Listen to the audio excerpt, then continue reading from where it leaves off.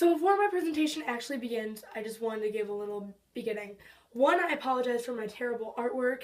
Two, these are the pages that I rushed through because it's time-lapse. Page 1, page 199, page 201 to 202, and page 285. And a little warning, if you weren't going to read this book, I give away the entire book, basically. And my summary is a little long, so I apologize. Thanks! The Stunning Adventure of Two Best Friends, codenamed Verity by Elizabeth Swain. Now there's two main people that you need to know. Maddie, who is the best friend who is also a pilot, and the main character is unnamed in the beginning but a wireless translator. Now the beginning of Maddie is her journey to become a pilot. And while this is happening, the unnamed character is taken captive for looking the wrong way at the street, as well as forced to write down her story. The first thing that she writes is the date, the place, and I am a coward. She starts from the beginning, but not from her perspective, from Maddie's. And as we look into the main character's writing, she's going back in time, all the way back to when Maddie became a pilot. The beginning of Maddie's career in World War II was directing the pilots. The two characters didn't meet until a German pilot came on Maddie's radio. The German was screaming, "Mayday, Mayday!" And they needed a German speaker to get the pilot to land. On the spot, Maddie made a dialogue and the main character translated. During this, we find out the main character is a wireless translator and goes by Queenie. There was no time for introduction, just straight down to work. After this event, the building they are in gets bombed. And in this time, with nothing left to do, they become friends.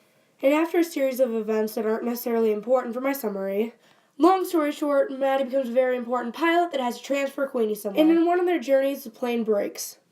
Because of this, Queenie has to parachute out, leaving Maddie to land. Queenie landed safely but looked the wrong way at the street, which ultimately led to her capture. And without Queenie's knowledge, Maddie lands safely. And as I said before, Queenie gives in easy and tells her story. All the other prisoners hate her for telling them what she knows, which includes landings and codes, even though every time she can, she defies them. Like when Von Linen, the torturer, was torturing a French girl and she screamed at him. In the meantime, Maddie has to hide from the Germans in a barn. Now back to Queenie.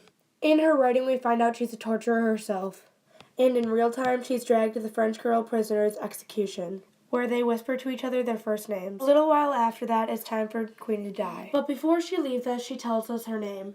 Lady Julia Lindsay Mackenzie Wallace Beaufort Stewart. The last thing she writes to us is, "I have told the truth repeatedly." And her codename is Verity, which means truth. Coincidence? I think not. Which leads us back to Maddie. As she waits, she makes a new top 10 fears, which she originally made when she met Julia. Eventually, Maddie and Julie's brother Jamie find out what's happening to Julia. And now Julia's on a bus to a concentration camp. Eventually, Maddie and a bunch of other people shoot out the tires, which causes all the guards and the prisoners to come out of the bus and onto the street. Now, after a couple prisoners were dead, they got the prisoners up and Julia realized Maddie was there. Julia screamed the only final words that she actually liked, which were 6 simple words: "Kiss me, Hardy, kiss me quick." And Maddie knew what to do. And Julia was gone. Eventually, Maddie gets Julia's work, and we find out all the codes were fake. In the end, Maddie gives all the notes to Julia's mom. Von Linen, the main torturer, killed himself. But what do we know now? We know that Julia went from being a coward to lying to save the RAF. Maddie never wanted to shoot a gun, but killed her best friend. The original issue was not becoming a pilot, but it became so much more. Alright, let's slow it down a little bit. Now we're going to go back to perspective change, and we're going to start with Julia. So now, she didn't really change all that much, except from the beginning on page 3, I made a mistake, it's page 3, not page 1. She writes, "I am a coward," in all caps. Then, "I want to be heroic," and I pretended I was. I have always been good at pretending. Then, at the end of the book, on page 294, which is actually written from Maddie's perspective, because as we know now, Julia is dead, Maddie writes, "She could have told them so much, she knew so much, and all she gave them was fake code. She never even told them my codename," though they must have wondered. "She never told them Kathy," I think it's Kathy Habitches, but it's German, so I'm not sure, her name, which might have given me away. She never told them anything, and anything's written in all caps. But Maddie had the largest growth. There's 2 different growth spots. One is throughout the book for her. The first part that I'm going to show you is on page 36,